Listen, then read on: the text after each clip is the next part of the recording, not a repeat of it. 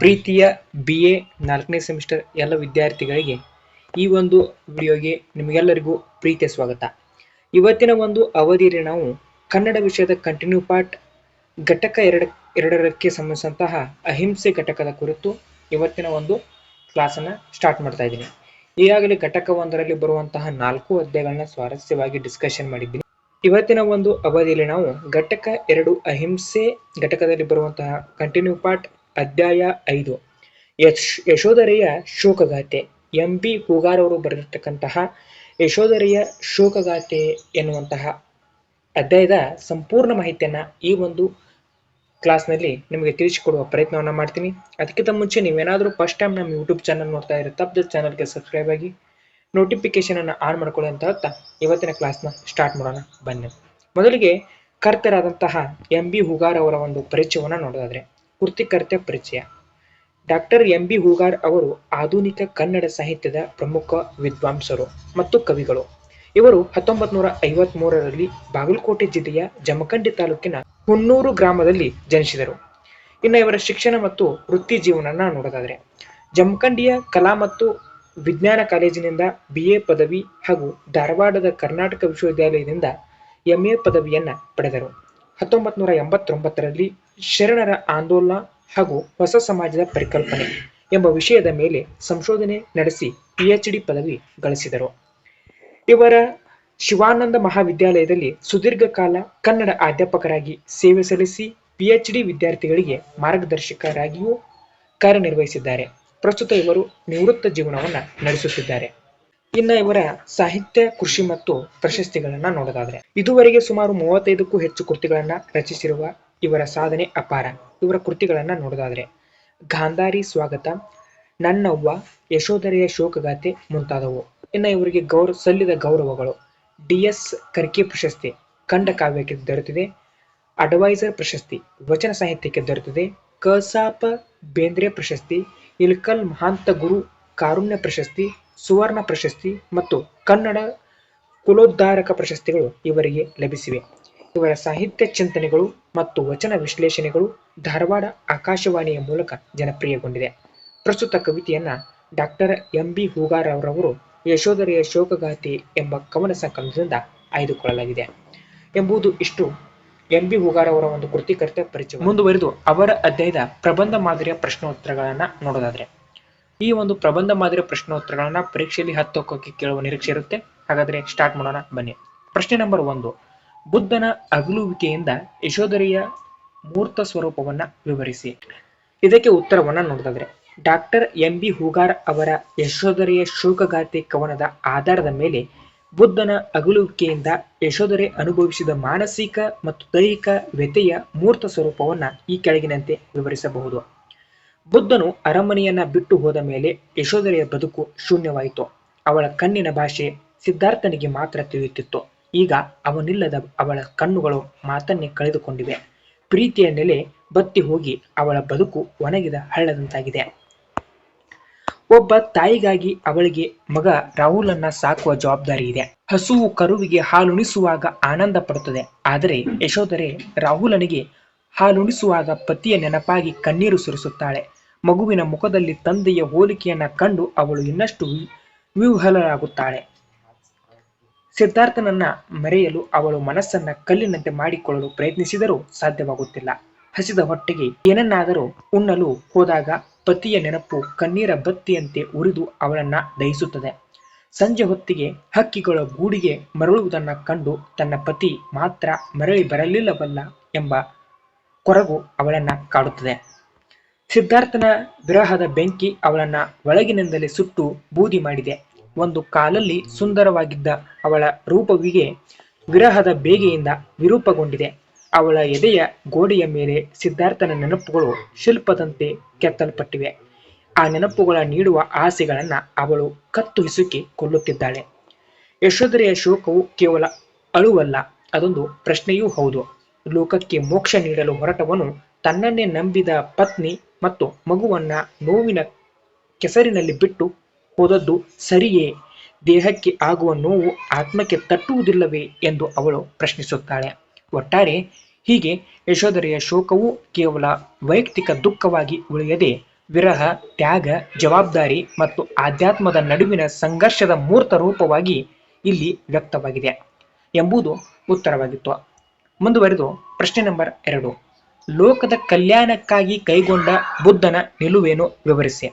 ಇದಕ್ಕೆ ಉತ್ತರ, doctor MB. Hoogar ಅವರ ಯಶೋಧರೆಯ ಶೋಕಗಾಥೆ ಕವನದ ಹಿನ್ನೆಲೆಯಲ್ಲಿ ಮತ್ತು ಬುದ್ಧನ ಜೀವನದ ಉಲ್ಲೇಖದಂತೆ ಲೋಕದ ಕಲ್ಯಾಣಕ್ಕಾಗಿ ಸಿದ್ಧಾರ್ಥನು ಅಂದರೆ ಬುದ್ಧನು ಕೈಗೊಂಡ ನಿಲುವುಗಳನ್ನ ಈ ಕೆಳಗಿನಂತೆ ವಿವರಿಸಬಹುದು.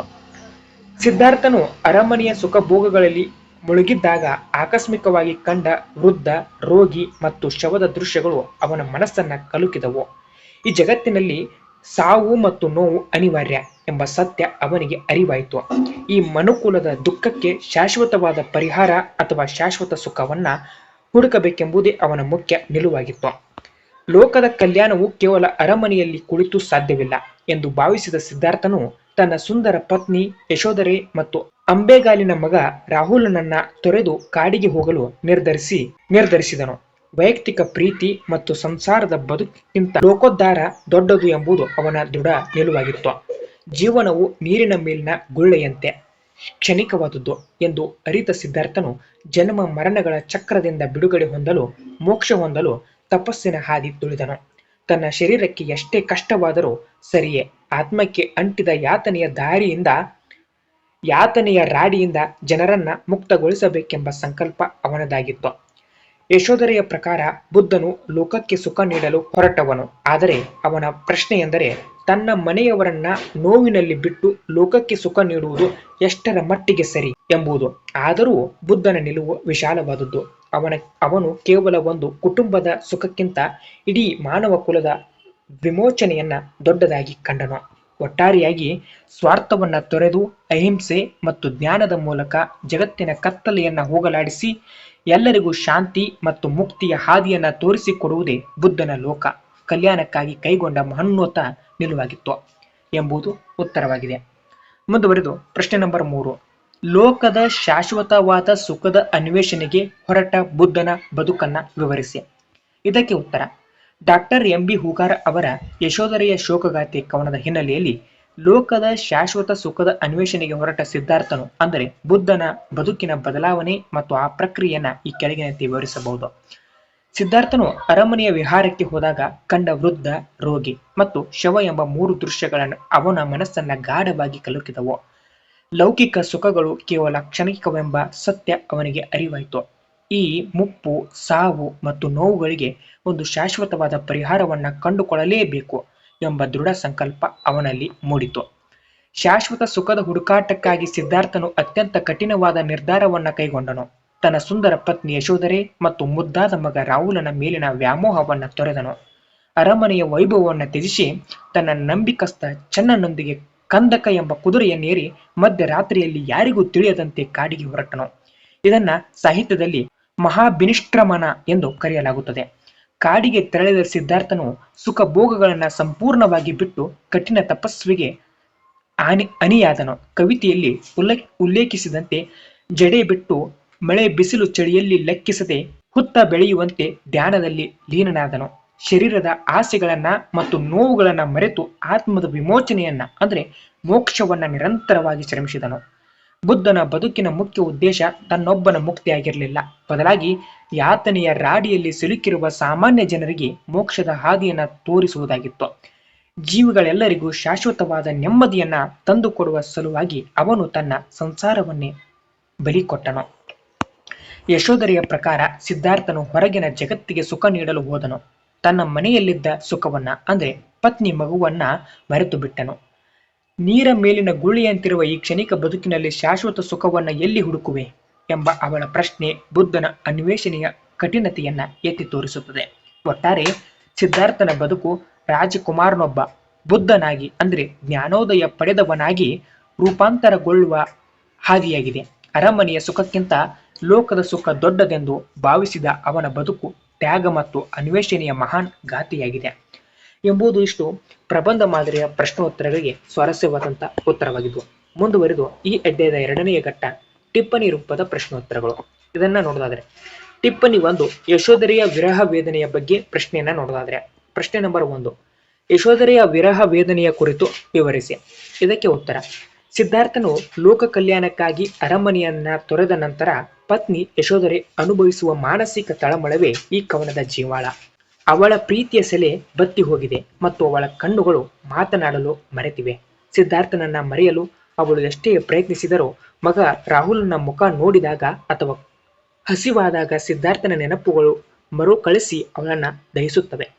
ಗೂಡು ಬಿಟ್ಟು ಹೋದ ಹಕ್ಕಿ ಸಂಜೆ ಮರಳಿ ಬರುತ್ತದೆ, ಆದರೆ ಸಿದ್ಧಾರ್ಥನು ಮರಳಿ ಬರಲಿಲ್ಲ ಎಂಬ ಕೊರಗು ಅವಳನ್ನ ಕಾಡುತ್ತದೆ. ಅವಳ ಸುಂದರ ರೂಪವು ವಿರಹದ ಬೆಂಕಿಯಲ್ಲಿ ಬೆಂದು ಈಗ ವಿರೂಪಗೊಂಡಿದೆ ಎಂದು ಕವಿ ಚಿತ್ರಿಸಿದ್ದಾರೆ. ಪ್ರಶ್ನೆ ನಂಬರ್ 2 ಅಥವಾ ಟಿಪ್ಪಣಿ 2, ಯಶೋಧರೆ ಎತ್ತುವ ಆಧ್ಯಾತ್ಮಿಕ ಪ್ರಶ್ನೆಗಳ ಬಗ್ಗೆ ಪ್ರಶ್ನೆಗಳನ್ನ ನೋಡೋದಾದ್ರೆ, ಪ್ರಶ್ನೆ ನಂಬರ್ 2, ಯಶೋಧರೆ ಆಧ್ಯಾತ್ಮಿಕ ಪ್ರಶ್ನೆಗಳನ್ನ ಎತ್ತುವ ಬಗೆಯನ್ನ ಕುರಿತು ವಿವರಿಸಿ. ಇದಕ್ಕೆ ಉತ್ತರ: ಯಶೋಧರೆಯ ಶೋಕವು ಕೇವಲ ಅಳುವಲ್ಲ, ಅದೊಂದು ವೈಚಾರಿಕ ಪ್ರಶ್ನೆಯೂ ಹೌದು. ಶಾಶ್ವತ ಸುಖವನ್ನ ಹುಡುಕಲು ಹೊರಟ ಸಿದ್ಧಾರ್ಥನಿಗೆ ಈ ಜೀವನವೇ ನೀರಿನ ಮೇಲಿನ ಗುಳ್ಳೆಯಂತೆ ಕ್ಷಣಿಕವಾಗಿರುವಾಗ ಶಾಶ್ವತ ಸುಖ ಎಲ್ಲಿ ಸಿಗುತ್ತದೆ ಎಂದು ಅವಳು ಪ್ರಶ್ನಿಸುತ್ತಾಳೆ. ಜಡೆ ಬಿಟ್ಟು ಹುತ್ತ ಬೆಳೆಯುವಂತೆ ತಪಸ್ಸು ಮಾಡುವುದರಿಂದ ಮಾತ್ರ ಮೋಕ್ಷ ಸಿಗುತ್ತದೆಯೇ? ಶರೀರದೊಳಗಿರುವ ಆತ್ಮಕ್ಕೆ ಶರೀರ ಪಡುವ ನೋವು ಅಂಟುವುದಿಲ್ಲವೇ ಎಂಬುದು ಅವಳ ವಾದ. ತನ್ನ ಹೆಂಡತಿ ಮಗುವನ್ನ ನೋವಿನ ಕೆಸರಿನಲ್ಲಿ ಬಿಟ್ಟು ಹೋದವನು ಇಡೀ ಲೋಕಕ್ಕೆ ಮೋಕ್ಷ ನೀಡುವುದು ಹೇಗೆ ಸಾಧ್ಯ ಎಂಬ ಗಂಭೀರ ಪ್ರಶ್ನೆಯನ್ನ ಅವಳು ಎತ್ತುತ್ತಾಳೆ. ಇದು ತ್ಯಾಗ ಮತ್ತು ಜವಾಬ್ದಾರಿಯ ನಡುವಿನ ಸಂಘರ್ಷವನ್ನ ಎತ್ತಿ ತೋರಿಸುತ್ತದೆ ಎಂಬುದು ಇಷ್ಟು ಟಿಪ್ಪಣಿ ಭಾಗದ ಉತ್ತರಗಳಾಗಿದ್ವು. ಇನ್ನ ಈ ಅಧ್ಯಾಯದ ಕೊನೆಯ ಘಟ್ಟ 1 ಅಂಕದ ಪ್ರಶ್ನೋತ್ತರಗಳನ್ನ ನೋಡೋದಾದ್ರೆ, ಪ್ರಶ್ನೆ ನಂಬರ್ 1, ಯಶೋಧರೆಯ ಶೋಕಗಾಥೆ ಕವನದ ಕವಿ ಯಾರು? ಇದಕ್ಕೆ ಉತ್ತರ: ಡಾಕ್ಟರ್ ಎಂ.ಬಿ. ಹೂಗಾರ್. ಪ್ರಶ್ನೆ ನಂಬರ್ 2, ಎಂ.ಬಿ. ಹೂಗಾರ್ ಅವರ ಎಲ್ಲಿ ಜನಿಸಿದರು? ಉತ್ತರ: ಬಾಗಲಕೋಟೆ ಜಿಲ್ಲೆಯ ಜಮಖಂಡಿ ತಾಲೂಕಿನ ಹುಣ್ಣೂರಿನಲ್ಲಿ ಜನಿಸಿದರು. ಪ್ರಶ್ನೆ ನಂಬರ್ 3, ಕವಿಯು PhD ಸಂಶೋಧನಾ ಪ್ರಬಂಧದ ವಿಷಯ ಯಾವುದು? ಉತ್ತರ: ಶರಣರ ಆಂದೋಲನ ಹಾಗೂ ಹೊಸ ಸಮಾಜದ ಪರಿಕಲ್ಪನೆ. ಪ್ರಶ್ನೆ ನಂಬರ್ 4, ಕವಿಗೆ ಖಂಡ ಕಾವ್ಯಕ್ಕೆ ಸಂದ ಪ್ರಶಸ್ತಿ ಯಾವುದು? ಉತ್ತರ: ಡಿ.ಎಸ್. ಕರ್ಕಿ ಪ್ರಶಸ್ತಿ. ಯಾವ ಕಾವ್ಯಕ್ಕೆ ಅಂದ್ರೆ ಗಾಂಧಾರಿ ಸ್ವಾಗತ ಕೃತಿಗೆ. ಪ್ರಶ್ನೆ ನಂಬರ್ 5, ಪ್ರಸ್ತುತ ಕವನವನ್ನ ಯಾವ ಸಂಕಲನದಿಂದ ಆಯ್ದುಕೊಳ್ಳಲಾಗಿದೆ? ಇದಕ್ಕೆ ಉತ್ತರ: ಯಶೋಧರೆಯ ಶೋಕಗಾಥೆ ಕವನ ಸಂಕಲನದಿಂದ ಆಯ್ದುಕೊಳ್ಳಲಾಗಿದೆ. ಪ್ರಶ್ನೆ ನಂಬರ್ 6, ಯಶೋಧರೆ ಯಾರ ಪತ್ನಿ? ಉತ್ತರ: ಸಿದ್ಧಾರ್ಥನ ಅಂದರೆ ಬುದ್ಧನ ಪತ್ನಿ. ಪ್ರಶ್ನೆ ನಂಬರ್ 7, ಸಿದ್ಧಾರ್ಥನು ಏನನ್ನ ಹುಡುಕಲು ಅರಮನೆ ಬಿಟ್ಟು ಹೋದನು ಎಂಬುದು ಉತ್ತರವಾಗಿದೆ. ಪ್ರಶ್ನೆ ನಂಬರ್ 8, ಸಿದ್ಧಾರ್ಥನ ಮನಸ್ಸನ್ನು ಕಲುಕಿದ ದೃಶ್ಯಗಳು ಯಾವುವು? ಉತ್ತರ: ವೃದ್ಧ, ರೋಗಿ ಮತ್ತು ಶವ. ಪ್ರಶ್ನೆ ನಂಬರ್ 9, ಬುದ್ಧ ಅರಮನೆ ಬಿಟ್ಟು ಹೋಗುವಾಗ ಯಾರನ್ನ ತ್ಯಜಿಸಿದನು? ಉತ್ತರ: ಪತ್ನಿ ಯಶೋಧರೆ ಮತ್ತು ಮಗ ರಾಹುಲನನ್ನ ತ್ಯಜಿಸಿದನು. ಪ್ರಶ್ನೆ ನಂಬರ್ 10, ಸಿದ್ಧಾರ್ಥನು ಕಾಡಿಗೆ ಹೋಗುವಾಗ ಏರಿದ ಕುದುರೆಯ ಹೆಸರೇನು? ಉತ್ತರ: ಕಂದಕ. ಪ್ರಶ್ನೆ ನಂಬರ್ 11, ಮಾತು ಮೌನಗಳ ಮಧ್ಯೆ ಏನು ಸಾಯುತ್ತಿದೆ ಎಂದು ಯಶೋಧರೆ ಹೇಳುತ್ತಾಳೆ? ಉತ್ತರ: ಪ್ರೇಮ ಸಾಯುತ್ತಿದೆ ಎಂದು ಯಶೋಧರೆ ಹೇಳುತ್ತಾಳೆ. ಪ್ರಶ್ನೆ ನಂಬರ್ 12, ಯಶೋಧರೆಯ ಕಣ್ಣುಗಳು ಯಾವುದನ್ನ ಕಳೆದುಕೊಂಡಿವೆ? ಉತ್ತರ: ಮಾತನ್ನು ಕಳೆದುಕೊಂಡಿವೆ. ಪ್ರಶ್ನೆ ನಂಬರ್ 13, ಕವಿ ಜೀವನವನ್ನ ಯಾವುದಕ್ಕೆ ಹೋಲಿಸಿದ್ದಾರೆ? ಉತ್ತರ: ನೀರಿನ ಮೇಲಿನ ಗುಳ್ಳೆಗೆ ಹೋಲಿಸಿದ್ದಾರೆ. ಪ್ರಶ್ನೆ ನಂಬರ್ 14, ಯಶೋಧರೆಗೆ ಯಾವುದನ್ನ ಕಂಡಾಗ ಪತಿಯ ನೆನಪು ಹೆಚ್ಚಾಗುತ್ತದೆ? ಉತ್ತರ: ಮಗ ರಾಹುಲನ ಮುಖ ನೋಡಿದಾಗ ಪತಿಯ ನೆನಪು ಹೆಚ್ಚಾಗುತ್ತದೆ. ಪ್ರಶ್ನೆ ನಂಬರ್ 5, ಗೂಡು ಬಿಟ್ಟು ಹೋದ ಹಕ್ಕಿ ಯಾವಾಗ ಮರಳಿ ಬರುತ್ತದೆ? ಉತ್ತರ: ಸಂಜೆ ವೇಳೆ ಮರಳಿ ಬರುತ್ತದೆ. ಪ್ರಶ್ನೆ ನಂಬರ್ 16, ಯಶೋಧರೆಯ ಸುಂದರ ರೂಪ ಏನಾಗಿ ಬದಲಾಗಿದೆ? ಉತ್ತರ: ವಿರೂಪಗೊಂಡಿದೆ. ಪ್ರಶ್ನೆ ನಂಬರ್ 17, ಚುಂಬನದಲ್ಲೇನುಂಟು ಜೇನಿಲ್ಲದ ಹುಟ್ಟು, ಇಲ್ಲಿ ಹುಟ್ಟು ಎಂದರೆ ಏನು? ಇದಕ್ಕೆ ಉತ್ತರ: ಜೇನುಗೂಡು. ಪ್ರಶ್ನೆ ನಂಬರ್ 18, ಕಾಮನನ್ನು ಕೊಲ್ಲುವುದು ಯಾವುದನ್ನ ಕೊಂದಂತೆ ಎಂದು ಕವಿ ಹೇಳುತ್ತಾರೆ? ಉತ್ತರ: ಆತ್ಮವನ್ನ ಕೊಂದಂತೆ. ಪ್ರಶ್ನೆ ನಂಬರ್ 19, ಯಶೋಧರೆಯ ಎದೆಯ ಗೋಡೆಯ ಮೇಲೆ ಯಾರು ನೆನಪನ್ನ ಕೆತ್ತಿದ್ದಾರೆ? ಉತ್ತರ: ಶಿಲ್ಪಿ. ಯಾವ ಶಿಲ್ಪಿ? ಸಿದ್ಧಾರ್ಥನ ನೆನಪನ್ನ ಶಿಲ್ಪಕ್ಕೆ ಹೋಲಿಸಲಾಗಿದೆ. ಕೊನೆಯ ಪ್ರಶ್ನೆ ನಂಬರ್ 20, ಯಾರಿಗೆ ಮೋಕ್ಷವಾಗುವುದು ಎಂದು ಯಶೋಧರೆ ಪ್ರಶ್ನಿಸುತ್ತಾಳೆ? ಉತ್ತರ: ಯಾತನೆಯ ರಾಡಿಯೊಳಗಿನ ಜನಕ್ಕೆ ಯಶೋಧರೆ ಪ್ರಶ್ನಿಸುತ್ತಾಳೆ ಎಂಬುದು ಉತ್ತರವಾಗಿದೆ. ಇಷ್ಟು ಈ ಅಧ್ಯಾಯದ ಸಂಪೂರ್ಣವಾದಂತಹ ಸ್ವಾರಸ್ಯವಾದಂತಹ ಅಷ್ಟು ಪ್ರಶ್ನೋತ್ತರಗಳನ್ನ ಪರೀಕ್ಷೆ ದೃಷ್ಟಿಯಲ್ಲಿ ಸಂಪೂರ್ಣವಾಗಿ ಡಿಸ್ಕಷನ್ ಮಾಡಿದ್ದೀವಿ. ಇದೇ ರೀತಿ ಇದರ ಮುಂದಿನ ಅಧ್ಯಾಯದಲ್ಲಿ ಇದರ ಮುಂದಿನ ಕ್ಲಾಸ್ನಲ್ಲಿ ಭೇಟಿ ಆಗ್ತೀನಿ. ಅಲ್ಲಿವರೆಗೂ ಎಲ್ಲರಿಗೂ ನಮಸ್ಕಾರ. ಜೈ ಹಿಂದ್, ಜೈ ಕರ್ನಾಟಕ ಮಾತೆ.